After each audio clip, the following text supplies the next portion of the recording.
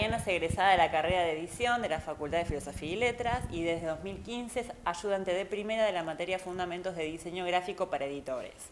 Se desempeñó como editora de literatura infantil y juvenil en Capeluz desde el 2010, ¿ves? No.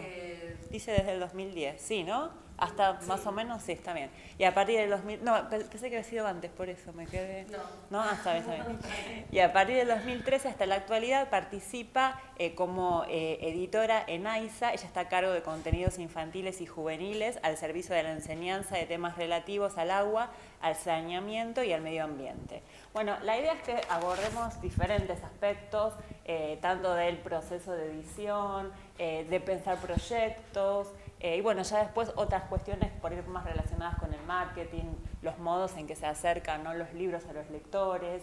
Yo lo que, digamos, voy a presentar, algunos los que cursaron el curso cuatrimestre pasado, por ahí les suenan algunos conceptos, porque bueno, esto es justamente una aproximación, es más que nada pensar el concepto de literatura infantil y juvenil actual y cómo se construye en el medio editorial, ¿sí? Por eso pensé comenzar con una definición de María Teresa Andrueto sobre qué es lo que se entiende, ¿no?, por literatura infantil y juvenil. Y ella, bueno, si alguien después va a trabajar este género, les recomiendo sin dudas el libro, ¿no?, de María Teresa, que es justamente una literatura sin adjetivos, porque lo que ella plantea es que la literatura infantil, más allá del adjetivo que la acompaña, ¿no?, el infantil o el juvenil, es literatura. Y muchas veces en diferentes literaturas sucede esto, que el adjetivo que lo acompaña de alguna manera es como que fagocita, ¿no?, la idea de que es literatura. Y esto tiene que ver porque, bueno, justamente el hecho de centrarse, ¿no?, en el destinatario de alguna manera socava, ¿no?, o olvida, digamos, la finalidad más, digamos, la finalidad central de la literatura, que es provocar, no sé, placer, entretener, bueno, provocar una reacción, ¿no? En cambio, la literatura infantil y juvenil muchas veces lo que se le exige es ser utilitaria, ¿no? Es enseñar, bajar línea, tener una finalidad práctica y muchas veces didáctica, ¿no? Que eso se relaciona con el colegio, ¿no?, que es por ahí el ámbito de mayor circulación de la literatura infantil y juvenil. Entonces, bueno, justamente lo que dice Andrueto es que la tendencia a considerar la literatura infantil o juvenil, básicamente por lo que tiene de infantil o juvenil, es un peligro, porque parte de ideas preconcebidas sobre lo que es un niño y un joven, y contribuye a formar un gueto de autores reconocidos que no tienen entidad suficiente como para ser leído por lectores a secas. Es decir, que muchas veces se considera como una literatura menor, ¿no? Y se olvida eso, yo creo, ¿no?, de qué es literatura. Y eso, bueno, justamente escuché que alguien que le interesaba literatura romántica. Y a veces pasa con otras literaturas, ¿no?, que está ese prejuicio de que son literaturas menores. Ahora se me ocurre, no sé, la literatura romántica, la policial, la erótica, ¿no? O sea, que muchas veces el adjetivo es como que es más fuerte o de alguna manera, no sé, subleva o vulnera el hecho de que es un hecho literario, ¿no?, y estético.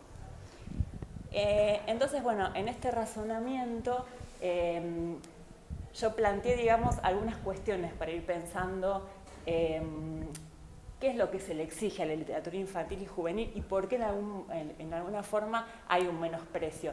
Es cierto que yo creo que desde los últimos 15 años este menosprecio fue, digamos, cambiando, ¿no? Es decir, ahora ya hay una mayor predisposición a, por lo menos a considerar el valor estético de la literatura infantil y juvenil. Pero hasta hace unos 15 años era, bueno, siempre cuando alguien escribiera, vos escribiste un librito, ¿no? ¿Y qué enseñaste en ese libro? A mí, bueno, yo también escribo, ¿no?, literatura infantil, y a veces, viste, o sea, me pasa eso. ¿Y qué quisiste enseñar en el libro? Yo nada. Es más, creo que hay que alejarse de esa idea de que hay que enseñar. Es decir, es cierto que cuando uno escribe, si acá muchos escriben, lo han vivido, uno nunca sabe el efecto que puede ocasionar un libro, ¿no? Bueno, ya sea cuento, poema, lo que sea. Y eso es justamente lo valioso de la literatura, los efectos que pueden provocar en los distintos lectores. Pero bueno, esto tiene que ver con la función que se le ha asignado tradicionalmente a la literatura infantil y juvenil, que tiene que ver con lo utilitario, lo funcional. Enseñar valores, enseñar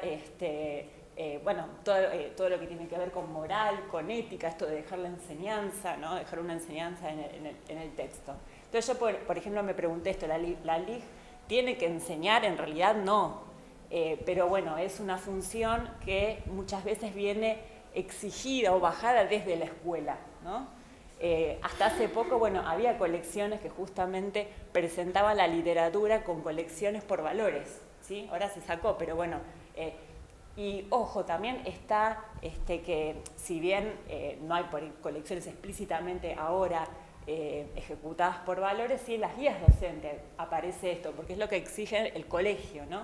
Y ahí, bueno, creo que como punto central la escuela, porque si bien la literatura infantil y juvenil obviamente puede circular en diferentes canales como en las librerías, es cierto que la prescripción, es decir, el libro que elige el docente en el colegio, en la escuela, creo que es el mayor índice de ventas, ¿no? No sé si ustedes conocen más o menos cómo funcionan la venta, ¿no? de la literatura infantil y juvenil. En general, el mayor canal de venta se llama prescripción, que tiene que ver con los promotores cuando van a los colegios y les ofrecen a los docentes las novedades editoriales, ¿sí? Entonces, ahí el docente elige, por ejemplo, no sé, 3 novelas para leer en el año, se dice que el docente adopta el libro, ¿sí? Entonces ahí ya hay una compra cautiva, porque se sabe que en un grado va a haber 30 chicos, aproximadamente puede haber más, o varios cursos que van a leer ese libro, ¿sí? Entonces, ese yo creo que es el canal central, y es cierto que las editoriales se enfocan mucho a los mediadores, pero yo tampoco creo que, después lo charlamos, pero también creo que los chicos leen y mucho. Quizás el colegio es un puntapié para que puedan conocer a un autor, un género, pero después yo creo que siguen leyendo, se ve mucho en las ferias del libro, en las librerías, que ellos eligen sus propios libros, ¿no? Después, bueno, vamos a ver un poco la relación entre escritura y edición, diseño e ilustración. Ahora cuando venga Melina, yo creo que la importancia de la ilustración es central. Bueno, justo, ilustración y llegó, ahí está. Y bueno, también es importante tener en cuenta las versiones y las adaptaciones, ¿no? de los clásicos, que bueno, tienen también grandes índices de venta, y las colecciones escolares. Bueno, yo les decía que hasta hace poco fue comprendida como un género menor, alejada, ¿no? del sistema literario propiamente dicho. Y lo que les decía esto, ¿no? Que hay como una representación de que tiene un estatus diferente la literatura para adultos. Muchas veces los escritores que escribimos literatura infantil y juvenil, no sé si nos consideran escritores, ¿no? Es más, piensen, por ejemplo, no sé, en una revista cultural, ¿no? Como Enie, ADN, etc. Hay muy poco espacio para literatura infantil y juvenil. Las reseñas, por ejemplo, son muy cercenadas, y los espacios académicos ahora se están abriendo en la literatura infantil y juvenil, pero antes no había tantos espacios, ¿no? Y bueno, acá, justamente lo que les decía esto, ¿no? Que fue excluida de estos cánones literarios tradicionales. Y bueno, yo me puse a pensar por qué, ¿no? está esta desvalorización o subestimación, podemos decir, de la literatura infantil y juvenil. Y se pueden agrupar al menos, ¿no?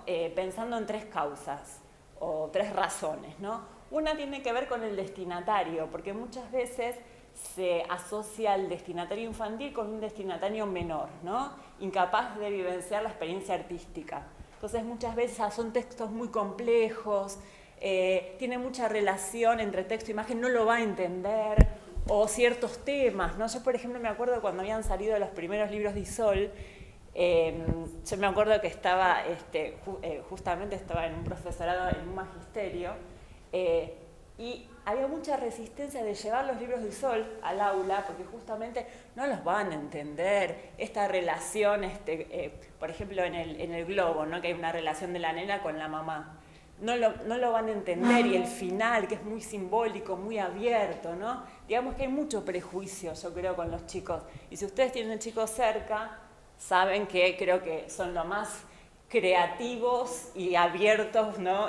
Y a veces las interpretaciones que dan, yo me quedo siempre con la boca abierta, porque o sea, creo que siempre superan las expectativas del adulto. Después tenemos la funcionalidad, que es lo que veníamos diciendo, que a diferencia de la literatura para adultos, que nadie le va a pedir a la literatura para adultos que enseñe algo. En este caso, en la infantil, siempre está esta idea, ¿no? De enseñar algo, de que hay que dejar un valor, ¿sí? A mí me pasó con un libro que escribí, bueno, yo lo traje acá, que es El sol escondido, que trata de una historia de discriminación de una nena, ¿no? Que en realidad yo me lo planteé con una pregunta. ¿Qué pasaría, ¿no? si esta nena vivía en el norte y se mudó a una ciudad? ¿Qué pasaría si a esta nena en el colegio la cargan por cómo habla, ¿no?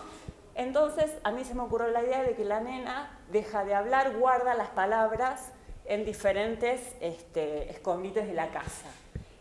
Obviamente yo pensé que iba a desencadenar en el tema de la discriminación, pero no lo pensé como el eje, ¿no? del relato.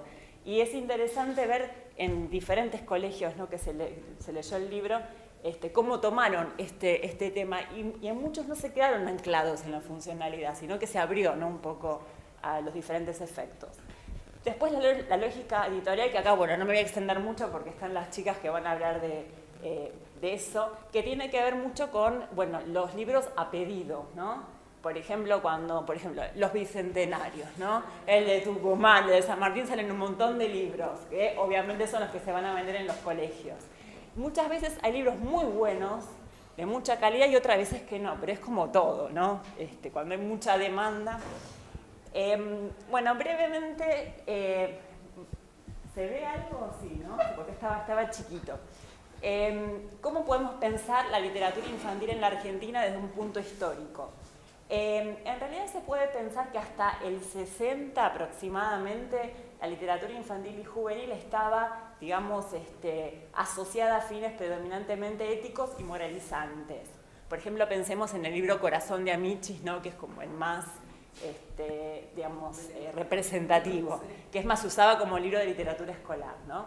Pero también había otras colecciones alternativas, como Thor, Robin Hood, colección Villiquen, que yo creo que convivían un poco, ¿no? Los libros más bien éticos, moralizantes, con los de una mayor vuelo, digamos.